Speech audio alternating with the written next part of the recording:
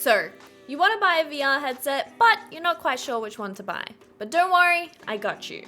Today, we'll be discussing all the different VR headsets, well, at least the main ones, and talking about the differences, the pros and cons, and what's most suitable for you depending on your needs. I've had the advantage of using quite a few different VR headsets over the years, and I've been using VR for about 4 to 5 years now. So I'll be sharing my perspective on the different pros and cons of the VR headsets, and from the perspective of someone who plays a lot of Beat Saber. So we'll be talking about the VR headsets from cheapest to most expensive, so let's jump right in.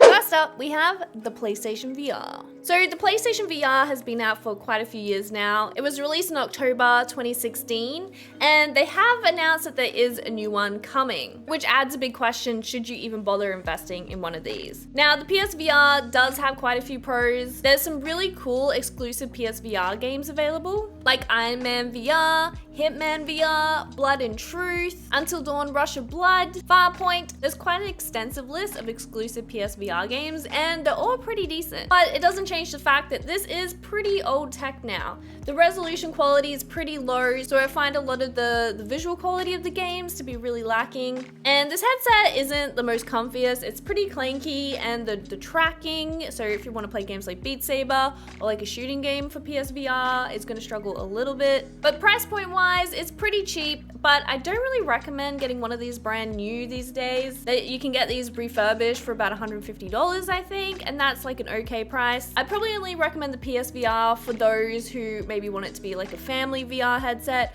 or if you have young children, or if you're a big PlayStation enthusiast and really want to jump on those PSVR exclusive games. But considering how old the tech is and that there is a new one coming, I'd probably encourage you to stay away from this headset unless you really want a cheap headset, a headset for kids, or you really want those exclusive games. If you've got the money for a PlayStation VR, I recommend saving that money and getting the headset next on our list. This is the Oculus Quest 2, and I'm just gonna say it straight up. This is the headset I recommend that everyone consider getting, but of course there are pros and cons to every headset, and depending on your needs, this may not tick all the boxes. So the Oculus Quest 2 came out last year in October 2020, so tech-wise, it's still a reasonably new headset. And why the Oculus Quest 2 is great is that it's a standalone headset, so you don't need to own a PC or anything else to be able to use it. The Oculus Quest 2 uses cameras built into the headset to track the controllers, but it does need access to a Wi-Fi internet connection to be able to download the games. The Quest 2 has its own Oculus store, so you can log in there and download whatever games you want. These games do need to be made specifically for the Oculus Quest, but these days there's a pretty massive list of games available. You of course can play games like Beat Saber on the Oculus Quest 2, and there's tons of other games like Superhot, Job Simulator, Walking Dead Saints and Sinners, Pistol Whip, Rec Room, Population 1, VR Chat, Synth Riders. There's a massive list of games available from the Quest now, and that list is just getting bigger and bigger. And price-wise, honestly, I think it's pretty well priced. When you compare it to the price of a console, the Oculus Quest is pretty reasonably priced in comparison. And these days, I use my Oculus Quest way more than any of my consoles. The other advantage of the Oculus Quest 2 is that you can use it with the PC to play PC VR games. So usually when game developers make games, they make them either for the Oculus Quest or the PC. So when games are made for PC, you can't just download them straight onto the Oculus Quest. The Quest doesn't have enough processing power or graphics to be able to run those PC games. So generally the games on here are a little bit more limited graphically and in terms of like scope and gameplay, but you can actually plug this into your PC and play the high-end PC VR games. Say for example, games like Half-Life Alyx, Boneworks, Pavlov, or if you want to play the PC version of Beat Saber, which means graphically looks a little bit better and a whole lot easier to run mods. But I'll get more into that soon. You can use something called a link cable that plugs into your PC to play those PC VR games, or there's even ways to do it wirelessly. So the fact that this is a standalone headset where you don't need a PC but have the option to be able to play PC VR games if you want, I think just makes this headset really, really cool, a great option for so many people, and generally why it's the #1 headset I recommend for people, especially if they're new to VR. But now it's time for the cons. So if you don't know, Oculus is owned by Facebook, and Facebook do have some pretty questionable practices when it comes with their like advertising and privacy rights, and also how they kind of handle moderation of kind of extreme groups on their platform. That's a whole other thing. But anyway, essentially, if you want to own an Oculus Quest, you have to have a Facebook account to be able to log in, which was a big issue for a lot of people when buying the Oculus Quest or considering buying the Oculus Quest. A lot of people out there are anti-Facebook or just don't have a Facebook account anymore because they deactivate it. Whatever your reason is, that's totally up to you, but that is like a big sticking point for a lot of people, that they just do not want to have a Facebook account to be able to use an Oculus Quest. And now if you're thinking, oh, I'll just make a fake account or whatever, Facebook can pick up on that and they can completely block your headset if you try and use a fake account. The other downside of the Oculus Quest 2 is that it uses inside-out tracking, which is a pro but can also be a con. Because it uses the cameras built into the front of the headset, it means it can only track the controllers within the field of view of where these cameras are.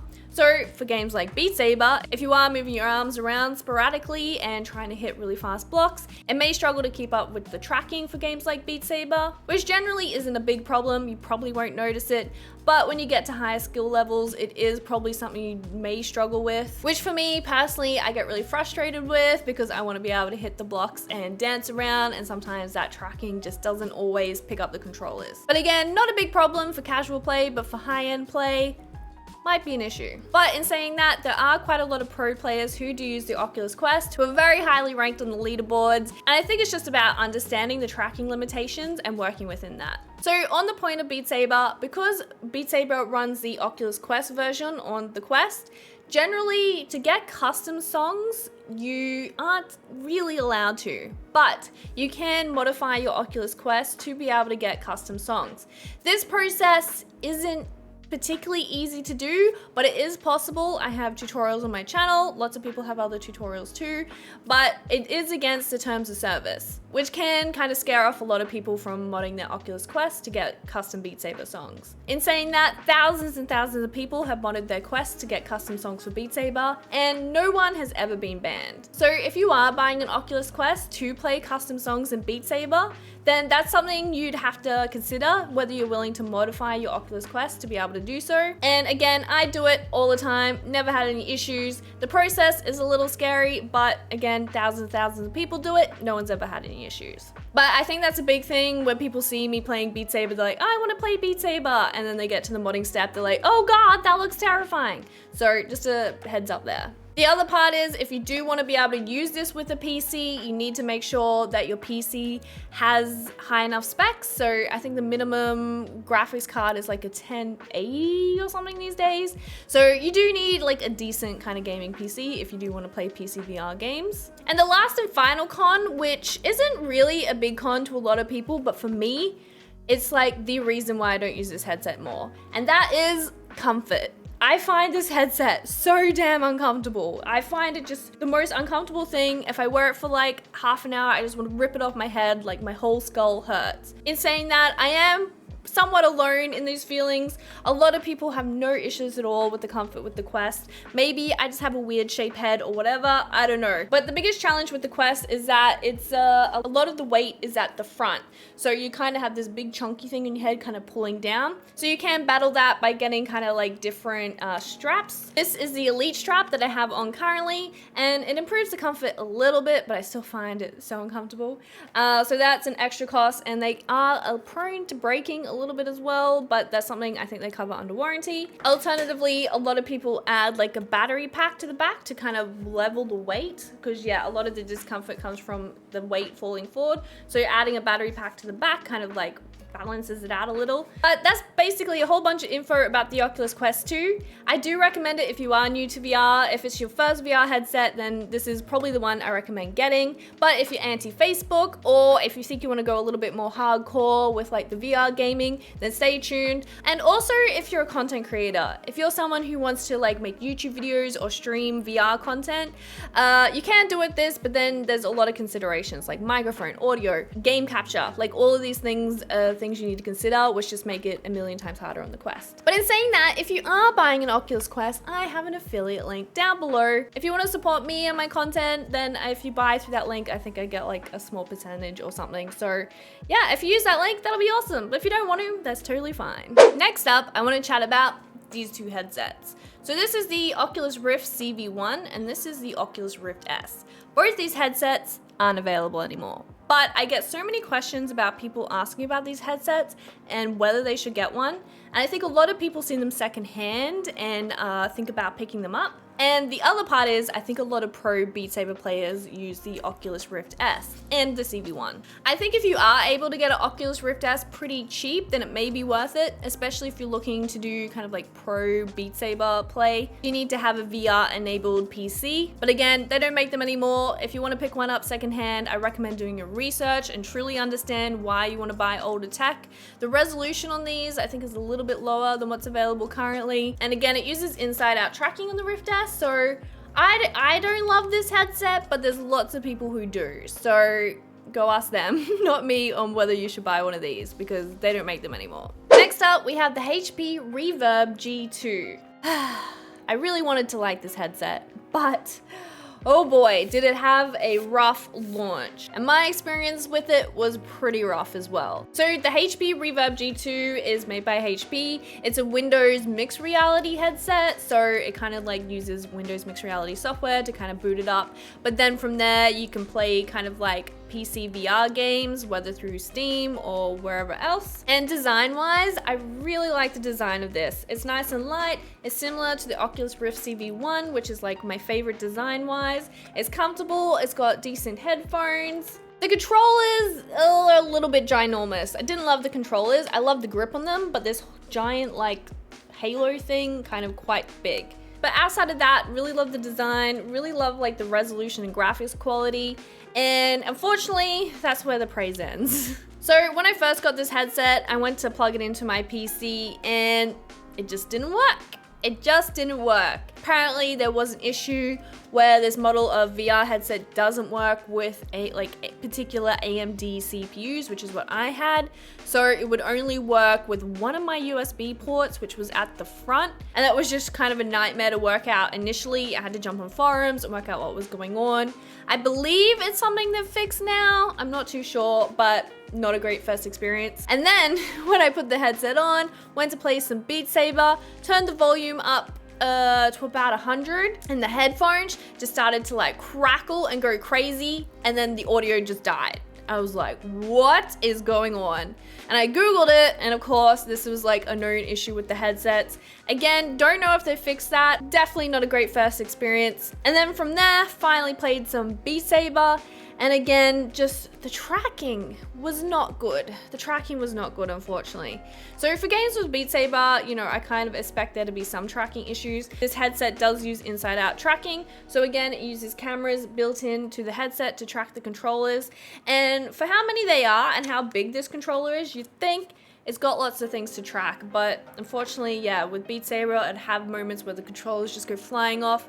And I tried playing some Half-Life Alyx. I remember just trying to like hold a gun, and it was just flying everywhere.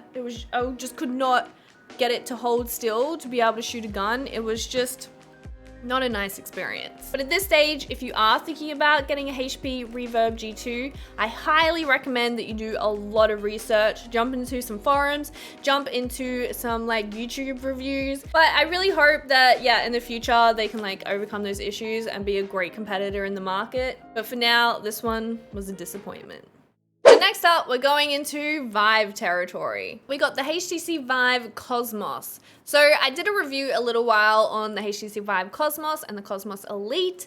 So you can check out that whole video if you are interested in getting this headset. And price-wise, I think the Vive Cosmos is like $600 USD. I don't know, it's hard to get the American prices when I live in Australia. It's a PC VR headset, so you need a VR enabled PC to be able to use it, and it has inside out tracking. So it uses the cameras built into the headset to be able to track the controllers. And then you've got the Cosmos Elite, which I think is around $900. And what the Cosmos Elite is, it's the Cosmos with the faceplate put on it, which then works with lighthouse trackers.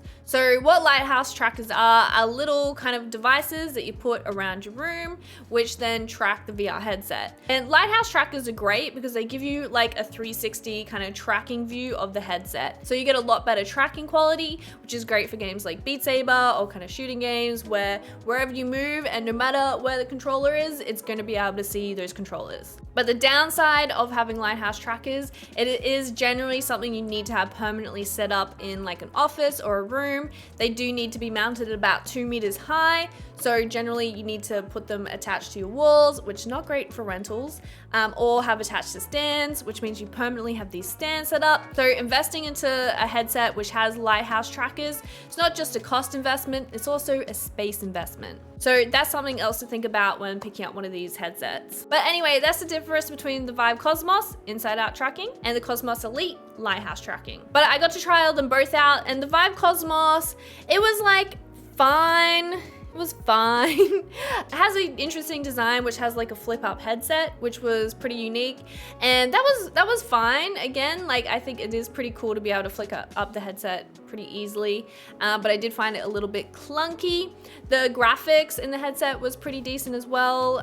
Quite enjoyed the resolution of the headset. Unfortunately, the controllers were really clanky. Like they were heavy and massive. Like I have tiny hands, and those controllers were like the biggest controllers I've ever had to use in VR. So if you're playing games like Beat Saber, like I was just struggling to keep hold of the controllers. So that's something to consider if you have tiny hands. And unfortunately, the tracking on the Vive Cosmos wasn't great. It wasn't great. Between the HP Reverb and the Vive Cosmos, I don't know which tracking was worse, but both of them, yeah, not great, but I think the Vive Cosmos was definitely still a very usable headset. If you are thinking about the Cosmos Elite, I encourage you to maybe check out the next two headsets I'm about to talk about, but if price point is important to you, then it's definitely a decent headset. But I recommend saving up for the next two I'm going to talk about because I think it's definitely worth it. So next up we have the Valve Index. Now this guy is my everyday headset. I love this headset. It's great for content creation, it's great for Beat Saber, it's great for everything, and yeah. I don't know if I have a cons list for this one, to be honest. So the Valve Index is made by Valve, essentially the people who make Steam. So they have a background of kind of like PC games and PC VR games. And Valve are the creators of the Half-Life series, and in turn the creators of Half-Life Alyx, which is a big deal in the VR world. Half-Life Alyx was like the, I guess, kind of first like proper in-depth like AAA VR game that we've had, and subjectively it's probably the best VR game, and it really was designed in line with the Valve Index and to showcase what VR can be in terms of full immersive games for virtual reality. And so why the Valve Index is great is that it has a really great resolution, also has an amazing field of view, so when you look out you can see like a decent field around you. And the big thing with the Valve Index is the Index controllers, also known as the knuckles. These controllers have finger tracking, so whatever fingers you put down, if the game supports it, you'll be able to make different gestures in the game.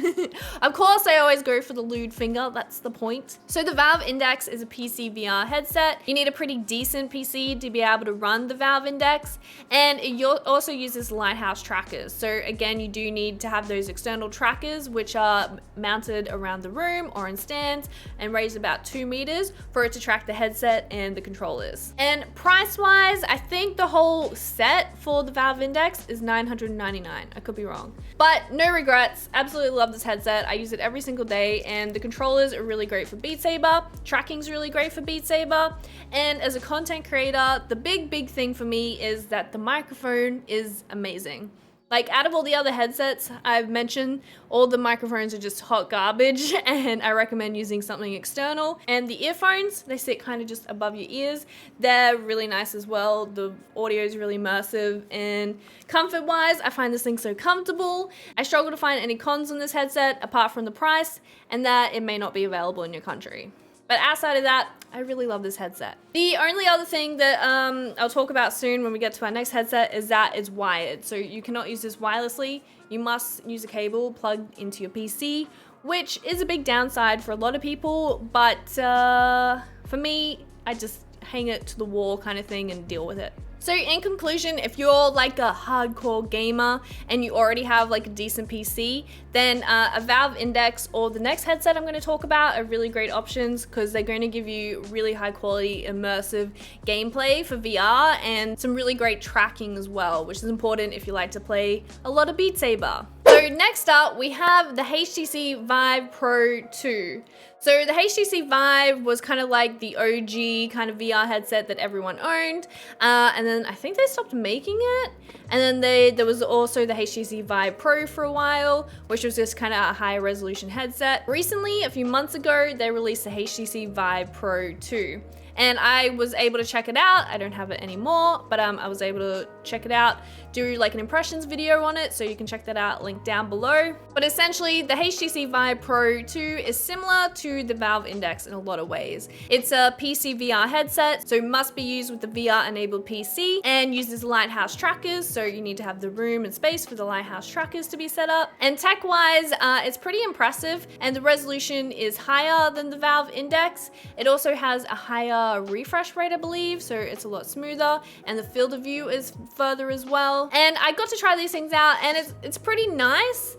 But compare it to the Valve Index, it's like you don't really notice it. Like there comes a point where, you know, your eye can only see so much.